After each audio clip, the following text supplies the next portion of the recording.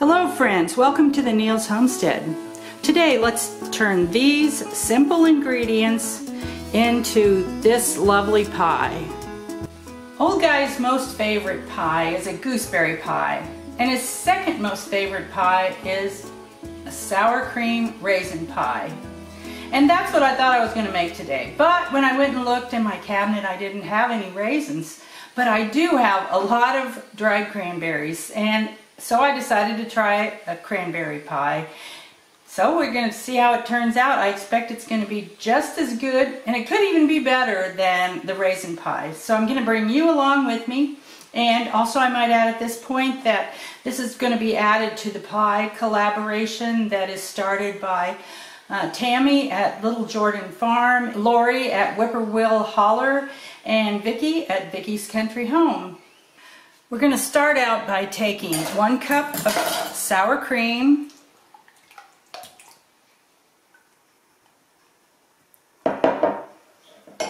and 1 cup of sugar,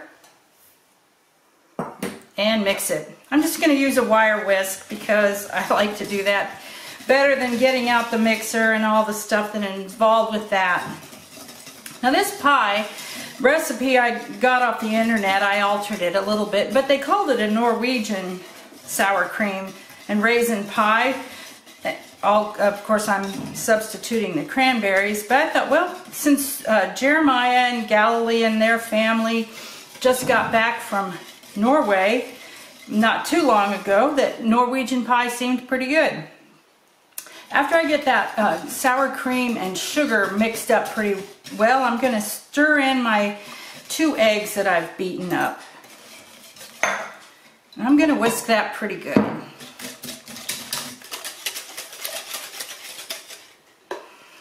I think that's fine. And then from there, it's a matter of putting in the other ingredients. This pie is really fast and super simple. This calls for 3 tablespoons of white vinegar, so that's the other liquid that I'm going to put in, and stir it around a little bit more. And then I have some spices. I've got 1 teaspoon of cinnamon, 1/2 teaspoon of nutmeg, and 1/2 teaspoon of ground cloves. I'll sprinkle that over the top and stir that in.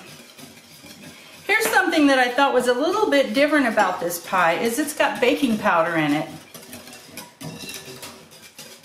Boy, that smells good with all those spices in there. It makes me kind of want some eggnog now. I like when we get to eggnog season. I might just go over and get some fresh milk from an Amish family and make my own eggnog out of the cream off of that. I'm going to mix in that baking powder, and I expect it's going to start acting with the sour cream pretty quick and start bubbling up, so I don't want to take too long to do the rest. I was able to buy a 5-pound bag of these dried cranberries at a Mennonite store over by Versailles for $9.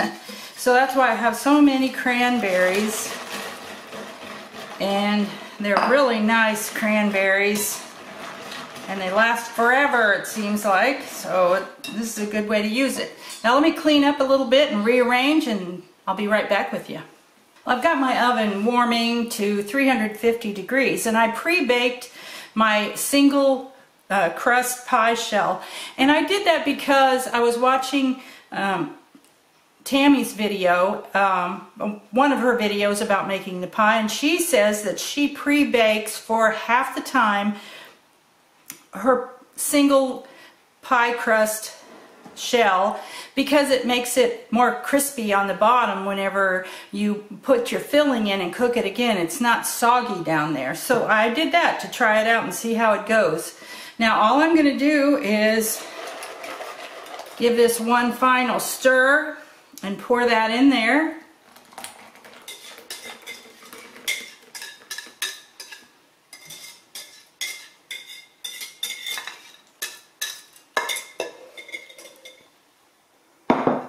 Okay, it's not super duper full, This is a little deeper dish than I liked, but when I went out looking for pie pans, I just have a shortage of pie pans. Obviously, I don't make that many pies. We're going to bake this in a 350-degree oven for 40 to 50 minutes. At 40 minutes, I'll give it a test by sticking a knife into it to see if the knife comes out clean. If it doesn't, then I'll need to cook it a little bit longer. I decided that it would look nice if I would take just a little bit of cinnamon and sugar and scatter it over the top of it. If I can do it without dumping it all in one spot. I think that'll add a little bit of color to it, and cinnamon and sugar will obviously make it taste better too. And you know what? I bet a shaker would have worked better. That's good enough. All right, now we can get it into the oven.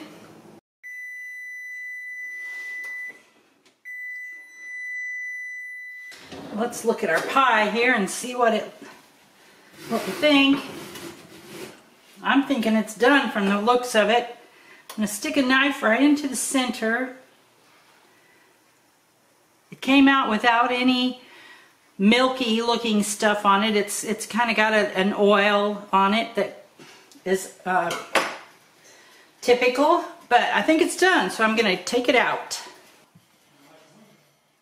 and set it on top of there, and we're going to let it cool. Well, it's barely cool enough, but we've had our lunch, and so now we need to have some dessert. So I'm going to go ahead and cut a couple of pieces out of here. I'm really curious how the cranberry tastes instead of the raisin.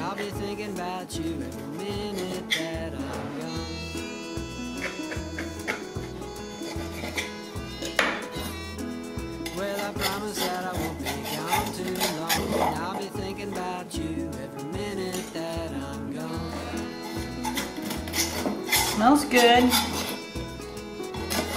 Well, I'm satisfied, tickled too. Okay, let's go give old guy a taste test. Okay, it's my sworn duty to be a taste tester. It looks like a good thing to have to do.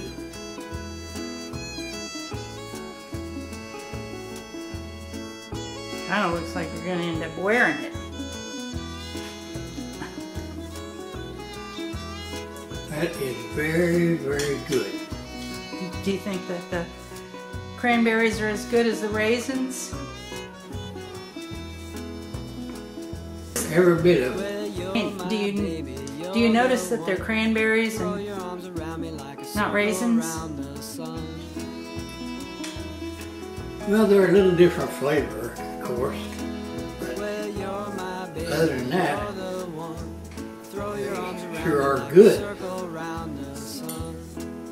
I never heard of sour cream cranberry before, but I don't know why not whenever it's good.